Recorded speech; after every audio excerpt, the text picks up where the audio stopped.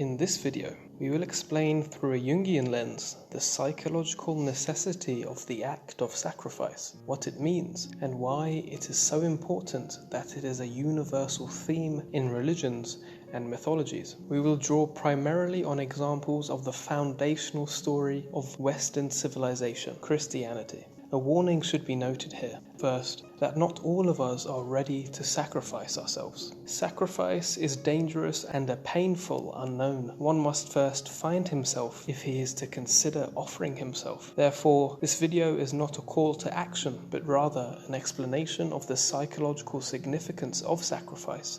Let's begin.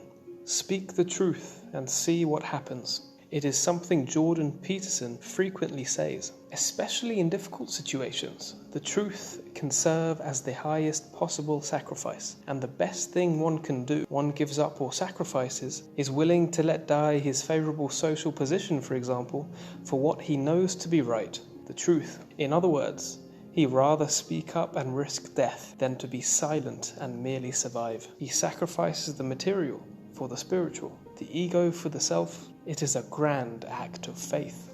Therefore, the self is like a ladder. One can move up if he sacrifices the ego for the self. For example, he sacrifices his money for his values, leaving a job, for example, because the product being sold is not what it says it is.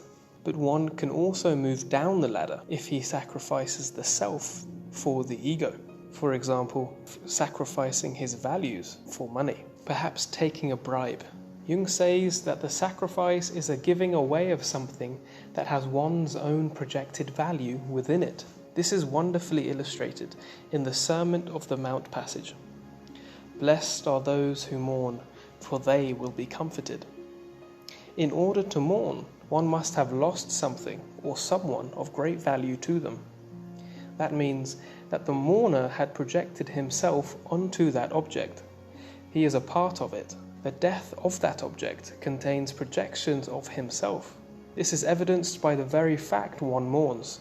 The mourner is hurt by the loss, as a part of him has died too. His ego has undergone a death. This is why many people feel that when a loved one has died, a piece of themselves died along with them. But such a painful loss actually leads to a closer alignment to the self, as mourners will be comforted. When one mourns, he mourns the projected value which is external and withdraws it internally. He becomes more whole as a result. Therefore, the act of voluntarily making a sacrifice means to offer something, or even someone. Consider Abraham, who was instructed by God to kill his only and beloved son Isaac. That someone or something must belong to me. Jung writes, "Everything which belongs to me bears the stamp of mineness. That is, it has a subtle identity with my ego.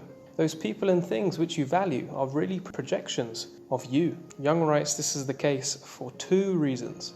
One, because every human has unconscious contents, and two, because every object has an unknown side. Your watch, for instance. Unless you are a watchmaker, you would hardly presume to say that you know how it works. Even if you do, you wouldn't know anything about the molecular structure of the steel unless you happen to be a mineralogist or a physicist. And have you ever heard of a scientist who knew how to repair his pocket watch? Jung then says these two things mold into one, and thus it becomes impossible to distinguish between yourself and your possessions or loved ones. So, for example, your car becomes indistinguishable from you. This can explain why if someone hits your car, you feel that they have trespassed on yourself. Jung writes, "The unknown in man and the unknown in the thing fall together in one. Thus there arises an unconscious identity which sometimes borders on the grotesque. No one is permitted to touch what is mine, much less use it. One is affronted if my things are not treated with sufficient respect." I remember once seeing two Chinese rickshaw boys engaged in a furious argument. Just as they were about to come to blows, one of them gave the other's rickshaws a violent kick, thus putting an end to the quarrel. So long as they are unconscious, our unconscious contents are always projected, and the projection fixes upon everything ours, inanimate objects as well as animals and people. And to the extent that our possessions are projection carriers, they are more than what they are in themselves and function as such. So when one sacrifices some object containing his own unconscious contents, it is indistinguishable from the sacrifice of himself. When, therefore, I give away something that is mine, what I am actually giving is essentially a symbol, a thing of many meanings, but owing to my unconsciousness of its symbolic character, it adheres to my ego, because it is part of my personality. Hence there is, explicitly or implicitly, a personal claim bound up with every gift. There is always an unspoken, "give that thou mayest receive." Consequently, the gift always carries with it a personal intention, for the mere giving of it is not a sacrifice. It only becomes a sacrifice if I give up the implied intention of receiving something in return. If it is to be a true sacrifice, the gift must be given as if it were being destroyed. Only then is it possible for the egoistic claim to be given up. For I know and admit that I am giving myself, foregoing myself, and do not want to be repaid for it, then I have sacrificed my claim, and thus a part of myself. One must not offer a sacrifice in expectation of a return, of some reward, or of some better condition. This is the equivalent of bribing the unconscious, or bribing God. It is like a payment of sorts. Rather, one must give with the expectation of no return, that is, a total and complete loss. Of course, when considering sacrificing something that your ego values, there arises a conflict between the ego and the self. Should I sacrifice all my life savings, for example? The self may say yes, but the ego knows in so doing it will destroy itself. So at every opportunity it will resist so it can survive. No, you need it for security. No, the self doesn't exist. You are just crazy. This tension between ego and self involves nothing less than a crucifixion of the ego, its agonizing suspension between irreconcilable opposites. That the ego revolts against the consideration of sacrifice can serve as a good sign that it has projected itself onto the considered object. This conflict can be gradually overcome though, as Jung writes, when an ego becomes conscious of its claim to itself, the self causes the ego to relinquish the claim. One can overcome this tension by becoming aware of the value he is projecting onto the object, his life savings, for example. As Jung notes, none of this is without considerable suffering. An observing consciousness feels tortured during any process of transformation, and sacrifice is a process of transformation. Jung says this ego awareness happens in two ways. The first is that the reason why one renounces his ego claim to the object is in consideration of a general moral principle. But then the self coincides with public opinion and the moral code. These things have been created by humans, which exist in the material realm. Jung says this is not the right way to sacrifice. The second is the right way. Jung states it is a renunciation according to the internal rather than external world. If in fact one's sacrifice goes against the collective norms of society, and even though he may be ostracized from it as a result, he may still feel compelled that it is something he must do. Jung writes that this can feel as follows: I renounce my claim because I feel impelled to do so for painful inner reasons which are not altogether clear to me. These reasons give me no particular moral satisfaction. On the contrary, I even feel some resistance to them. But I must yield to the power which suppresses my egoistic claim. Here the self is integrated. It is withdrawn from projection and has become perceptible as a determining psychic factor. The objection, that is, that in this case the moral code is simply unconscious, must be ruled out, because I am perfectly well aware of the moral criticism against which I would have to assert my egoism.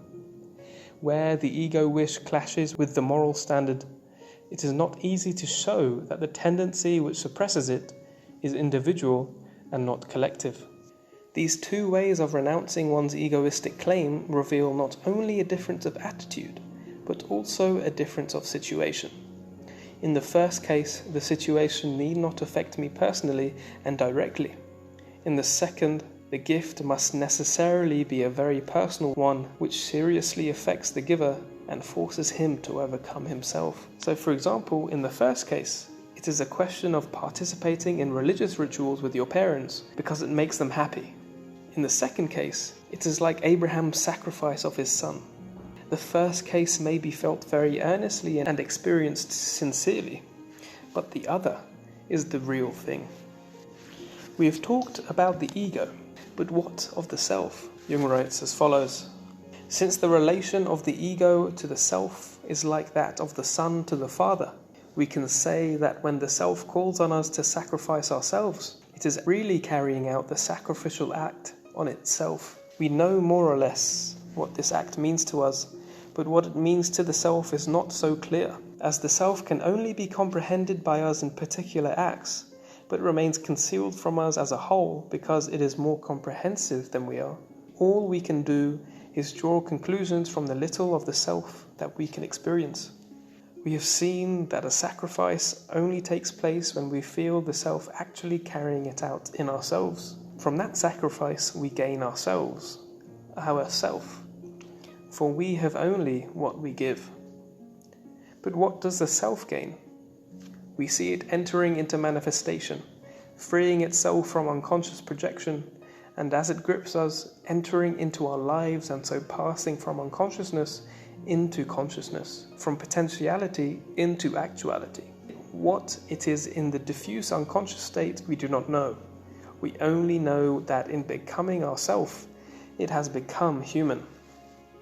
The self is the sacrificer, and I am the sacrificed gift, the human sacrifice. Let us try for a moment to look into Abraham's soul when he was commanded to sacrifice his only son. Quite apart from the compassion he felt for his child, would not a father in such a position feel himself as the victim and feel that he was plunging the knife into his own breast? He would be at the same time the sacrificer and the sacrificed. In summary, true sacrifice, that is, a painful offering of a projected value without expectation of return, is hard. It is the equivalent of a crucifixion of the ego or the conscious. But the self or unconscious is the water in which the ego swims, so that if the ego sacrifices itself, the unconscious is really doing the sacrificing to itself. The universal theme of sacrifice throughout mythology and religion, regardless of place and time, highlights that they are grand representations of inherent psychological processes. It is indeed a task of courage, but also of danger. One should not do it because a video has simply suggested it, but only if, in his moments of loneliness where he confronts the depths of his own being, he knows it is what he has to do.